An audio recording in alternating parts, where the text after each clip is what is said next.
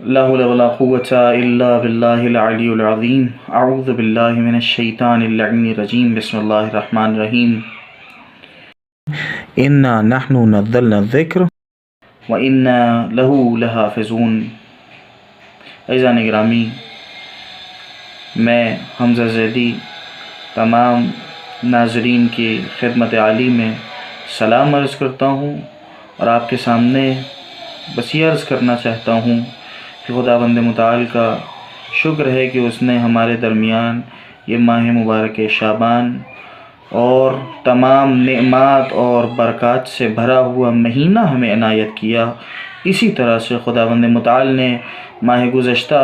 کہ جسے ماہ رجب المرجب کا نام دیا گیا، یہ مہینہ اللہ نے ہمیں عطا کیا، اور اس مہینے کی تمام فضیلتوں اور تمام برکتوں میں سے ایک برکت یہ ہے کہ وہ مہینہ ہمارے آقا کی ولادت کا مہینہ ہے۔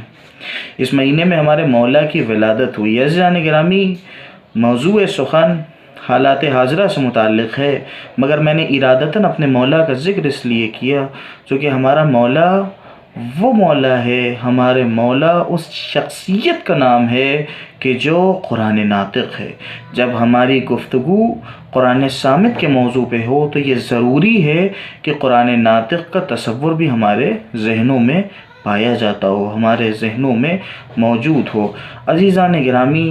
کون علی کہ جس کے بارے میں ہم سب بخوبی واقف ہیں کہ جس نے اپنی زندگی کا آغاز جب اس دنیا میں کیا تو خانہ خدا میں علی نے اپنی پہلی لب کشائی جس چیز کے ساتھ کی وہ آیت قرآنی ہے۔ وہ علی کے جو اولین مفسر قرآن ہے کہ جس سے پہلے کسی نے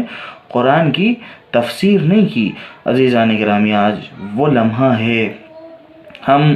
اس دور میں ہیں کہ جس دور میں ایک ملعون شخص ہمارے درمیان کھڑا ہوا ہے اور وہ یہ کہہ رہا ہے کہ قرآن مجید کی چند آیات ایسی ہیں کہ جو کسی زمانے میں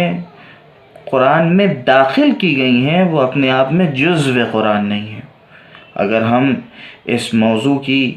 کس حد تک یہ موضوع سنگین ہے، اگر ہم اس چیز سے واقف ہیں تو ہمارے درمیان ایک شخص ایسا ہے کہ جو قرآن کے تحریف شدہ ہونے کا تصور قوم میں داخل کر رہا ہے۔ اگر ہم ذرا بھی غور کریں اس کے اوپر،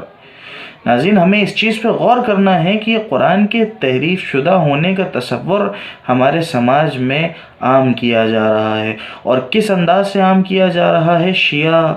اور سنی ان دونوں مسلک کے درمیان کے اختلاف کو ہوا دیتے ہوئے، اس اختلاف سے فائدہ اٹھاتے ہوئے ایک ملعون شخص یہ کہہ رہا ہے کہ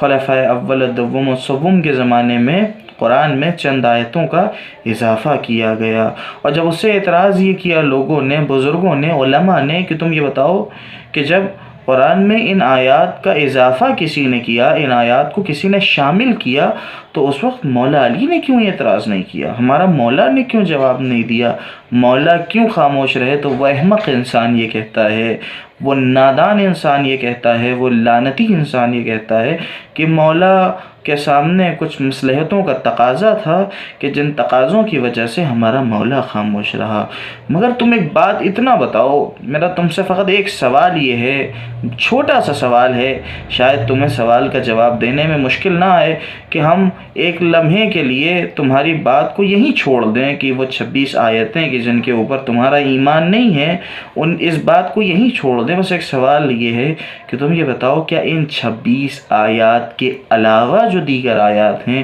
کیا تم انہیں جزو قرآن مانتے ہو؟ کیا تم انہیں قرآن کا حصہ مانتے ہو؟ اگر ہاں، اگر تم ان دیگر آیات کو قرآن مجید کا حصہ مانتے ہو، وحی الہی کا حصہ مانتے ہو، کلام الہی کا جز مانتے ہو، تو میں تم سے بس اتنا سوال کرتا ہوں کہ تم اتنا بتاؤ کہ اس آیت میں اللہ جو ارشاد فرما رہا ہے اِنَّا نَحْنُ نَزَّلْنَا الذِّكْرَ، کہ یہ ذکر ہم نے نازل کیا ہے، وَإِنَّا لَهُ لَحَافِظُونَ، اور بے شک یقیناً بالتحقیق ہم اس ذکر کی حفاظت کرنے والے ہیں۔ تمہیں یہ لگتا ہے، تمہارا یہ اعتراض ہے، تم کھو چکے ہو اپنے ہوش و حواس کو، تم کس غفلت میں ہو؟ تم یہ سمجھتے ہو کہ قرآن کی حفاظت تم کرنا چاہتے ہو؟ نہیں، یہ تمہاری غلط فہمی ہے۔ تم ذرا غور تو کرو، تم ذرا دیکھو تو صحیح کہ قرآن کا حافظ کون ہے، قرآن کی حفاظت کی ذمہ داری کون لے رہا ہے؟ خود خدا یہ کہہ رہا ہے کہ ہم اس ذکر کی حفاظت کرنے والے ہیں، خود خدا یہ کہہ رہا ہے کہ ہم اس ذکر کی حفاظت کرنے والے ہیں، تحفظ کرنے والے ہیں، ہم بچانے والے ہیں۔ تو میں تم سے اتنا کہوں گا کہ جس جگہ تم نے، جس موقع پہ تم نے اپنی پیٹیشن دائر کیا ہے، اسی پیٹیشن میں تم اس چیز کو حصہ بناؤ کہ ہم اللہ کو پارٹی بناتے ہیں۔ اس پیٹیشن میں تم اللہ کو بھی پارٹی بناؤ، اور جس طرح سے تم نے دنیا کے سامنے اپنے اسلام سے دوری کا، اپنے اسلام سے بیزار ہونے کا اعلان کیا ہے، اسی طرح تم اپنی انسانیت سے بیزار ہونے کا بھی اعلان کرو۔ قرآن سے بیزاریت، قرآن پہ اعتراض، قرآن کو تحریف شدہ ماننا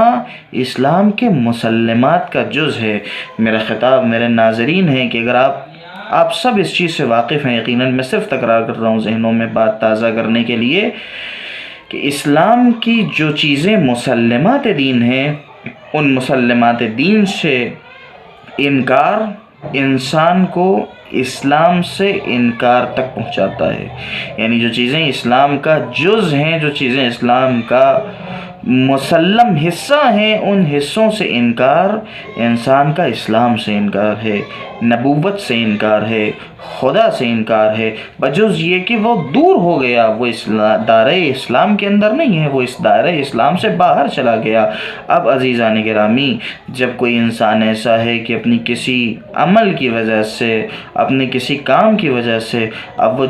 دائرہ اسلام میں نہیں ہے، تو اب یہ بات ہمارے سامنے آیا ہے کہ اب نہ کوئی اس سے نکاح کر سکتا ہے، اب نہ کوئی اسے مسلمان قبرستان میں جگہ دے سکتا ہے، اب نہ اس سے کوئی رشتہ داریاں باقی رہ سکتی ہیں، اب نہ وہ ہماری نمازوں اور مجالس کا حصہ بن سکتا ہے، حتیٰ یہ کہ اب اس انسان کو نجس قرار دے دیا جائے گا۔ کیوں؟ کیونکہ اب وہ دائرہ اسلام سے خارج ہے، اب وہ مسلمان باقی نہیں ہے۔ اور ایسا انسان، ایسا شخص جب یہ کہتا ہے اپنی زبان سے کہ ہم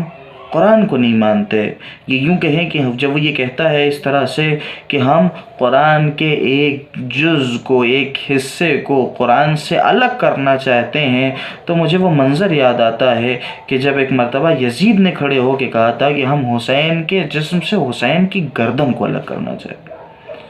عزیزان گرامی، تمہیں بہت برا لگتا ہے کہ جب تمہیں یزید سے تمہارا تقابل کیا جاتا ہے، تم عصر حاضر کے یزید ہو، تم اس موجودہ زمانے کے یزید ہو، تمہیں شرم نہیں آنی چاہیے کہ جب تمہیں لوگ یزید وقت کہیں۔ کیوں؟ کیونکہ کل کا یزید قرآن ناطق کے مقابلے میں کھڑا تھا اور یہ کہہ رہا تھا کہ ہم تمہارے عضو جسم کو، تمہارے سر کو تمہارے جسم سے الگ کر دیں گے، اور تم اس موجودہ زمانے کے یزید ہو کہ تم یہ کہہ رہے ہو کہ ہم قرآن کے ایک جز کو بقیہ قرآن سے الگ کر دیں گے۔ ہاں، اگر کوئی فرق ہے وسیم اور یزید میں تو وہ ایک فرق ہے میری سمجھ سے، وہ فرق بس اتنا ہے کہ یزید حاکم تھا، وسیم محکوم ہے۔ یزید کے پاس تخت و تاج تھا، یہ فقیر ہے۔ یزید اپنی نفس پرستی کے لیے، یزید اپنے گناہ کو انجام دینے کے لیے، اپنے نفس کو آرام پہنچانے کے لیے، اپنی حکومت بچانے کے لیے اللہ سے مقابلہ کرتا تھا، یہ کسی دوسرے کی حکومت بچانے کے لیے کرتا ہے۔ یزید اپنے نفس پرستی کے لیے گناہ انجام دیتا تھا، اللہ سے مقابلہ کرتا تھا، آیات الہی کی مخالفت کرتا تھا، یہ تلوے چاٹنے کے لیے آیات الہی کی مخالفت کرتا ہے۔ ہاں، بس اتنا فرق ہے، وگرنہ ساری چیزیں کہ جو یزید میں پائی جاتی ہے وہ تمہارے اندر بھی پائی جاتی ہے۔ بس آخر میں گزارش گزار ہوں، ایک اس ملک کا آزاد شہری ہونے کے ناطے، ایک ملک کا عزت دار شہری ہونے کے ناطے، اپنے ملک کی سپریم کورٹ سے اس چیز کی گزارش کرتا ہوں کہ یہ شخص اپنا ذہنی توازن کھو چکا ہے۔ یہ شخص کچھ دنیاوی مفاد کے لیے، کچھ چھوٹے مفاد کے لیے بہت بڑے بڑے قدم اٹھا رہا ہے۔ سپریم کورٹ سے بس اتنی گزارش ہے کہ آپ جتنی جلدی ممکن ہو اس کی پیٹیشن کو خارج کر دیں، اور اس کی پیٹیشن کو خارج کرنے کے بعد ایک بڑا جرمانہ اس کے اوپر لگائیں، تاکہ اس انسان کی ایسی توہین ہو کہ جس انسان کی آج تک کوئی توہین نہ ہو۔ آخر میں اپنے قوم کے نوجوانوں سے مخاطب ہوں، چونکہ میں یہ دیکھ رہا ہوں کہ گزشتہ چند روز سے کچھ نوجوان ہمارے بد کلامی کر رہے ہیں، بد زبانی سے کام لے رہے ہیں۔ میرے دوستوں، میرے بھائیوں، علی کے چاہنے والے کے زبان سے گندی باتیں اچھی نہیں لگتی، بد کلامی اچھی نہیں لگتی۔ جس زبان سے علی کا نام لیا جائے، اس زبان سے اگر کوئی غلاظت بکتا ہے تو وہ اس زبان پہ زیبا نہیں دیتی۔ آپ مخالفت کریں، اور میری گزارش ہے، میری آپ سے اپیل ہے کہ اس بات کو ہلکے میں نہ لیں۔ بعض دفعہ ہم یہ کرتے ہیں کہ وسیم جیسوں کی باتوں کو ہلکے میں لیتے ہیں، جو کہ اچھا کرتے ہیں، چونکہ ان کی باتوں کی وہ اوقات نہیں ہے کہ ان کو سیریس لیا جائے، مگر یہ مرحلہ ایسا ہے کہ یہ فقط وسیم کی کوئی غلطی نہیں ہے، یہ اس کی کوئی حماقت نہیں ہے، یہ ایک سوچی سمجھی سازش ہے۔ ہماری قوم میں، اسلام میں شیعوں کے نام سے ایک فکر کو انجیکٹ کرنے کی سازش ہے کہ جس کے ذریعے اس قرآن کے تحریف شدہ ہونے کی ایک گمنام سی، ایک چھوٹی سی، ایک بند سی، ایک غیر پہچاننے والی کی جسے کوئی نہ پہچانتا ہو، ایک چھوٹی سی فکر انجیکٹ کرنے کی آج سازش ہے کہ جس کو آنے والے وسیم پروان چڑھائیں گے۔ تو ضرورت اس چیز کی ہے کہ اس شدت سے اس کا بائیکاٹ کیا جائے اور اس شدت سے اس کی مخالفت کیا جائے کہ ابھی جن مجرموں کے دل میں، ابھی جن ملعونوں کے دل میں، ابھی جن موجودہ یزیدوں کے دل میں تھوڑی سی بھی چیزیں باقی ہیں کہ جو اس وسیم کے مشن کو آگے بڑھانے کی کوشش کریں آئندہ، تو اس کے ساتھ ایسا سلوک کریں، نہ بد کلامی کریں، نہ بدتمیزی کریں، نہ کسی بھی طرح سے کوئی ناشائستہ کام انجام دیں، بجز یہ کہ اس انداز سے بائیکاٹ اور مخالفت کیا جائے کہ جس مخالفت کا نتیجہ یہ ہو کہ پھر کبھی زندگی میں کوئی دوسرا انسان مسلمات اسلام پہ، مسلمات دین پہ انگلی اٹھانے سے پرہیز کرے، انگلی اٹھانے سے گریز کرے۔ والسلام علیکم ورحمۃ اللہ